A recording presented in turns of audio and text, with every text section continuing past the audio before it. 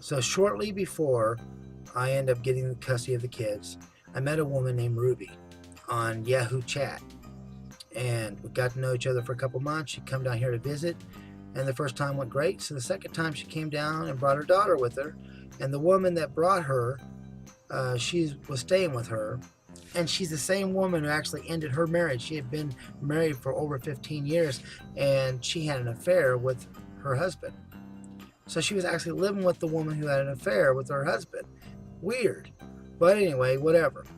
That woman did not come back to get her because she was having an affair on her husband again with a new guy and didn't come back to get her. So things worked out and we ended up staying together. So she got to see this whole thing unfold. And what happened was we asked the kids if anything had happened, if the guy had touched them. They said no. 5 days later, I'm taking a nap and Ruby comes and wake me up and she goes, "You need to talk to the kids right now." And the way she said that, I just knew it was about that. And I said, "I already asked them. They said nothing happened. You know this." And she goes, "You need to come in there and talk to them right now." So I went in there and found out that yes, the molesting had been happening for over a year. He had been buying them candy and giving them money and all these different things to buy their silence. But he started getting aggressive towards the end because I guess he must have thought that he was going to get caught. So he started getting aggressive when he was doing stuff, and this was the breaking point where they finally decided to tell. But on top of that, found out that my ex-wife knew about the molesting just a couple days before. And she told the kid's case manager not to tell anybody, but by law he has to. And so he ended up doing that, but it hadn't got to the police yet. 5 minutes after I found out all the detail, I called the police. They were at my house. So I didn't fail my kids, but my ex did. And the police did take notice to that. So there was some things that my ex-wife knew. And that was like he was naked around the kids. She knew this, but she didn't know about the molesting yet. But still, he shouldn't have been walking around naked in front of my boys. Number two, she knew about him getting the kids undressed to check for ticks. That shouldn't have been happening, but only by her or by me. You see? And, and there was clues, like the kissing on the lips that I asked one of my kids about and found out that he was. This shouldn't have been happening. This guy even put his house in a will for my oldest son. Can you believe that?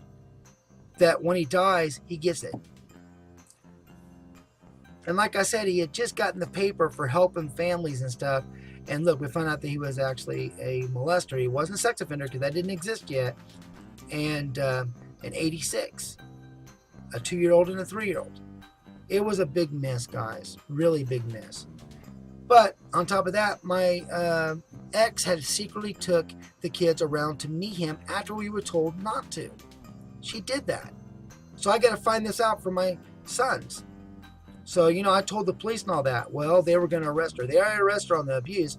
That was a while back. Now they were going to arrest her on this, taking the kids knowing that she was supposed not to. So, at the same time, I was supposed to get this house back. My ex was going to sell it for real cheap, and I talked her into selling it to me. But I was telling the police, please don't arrest her yet, because if you do, I'm not going to get this house, and I got to get out of this trailer. It's too small for these kids. It's only a 1-bedroom, and we have all these people in there.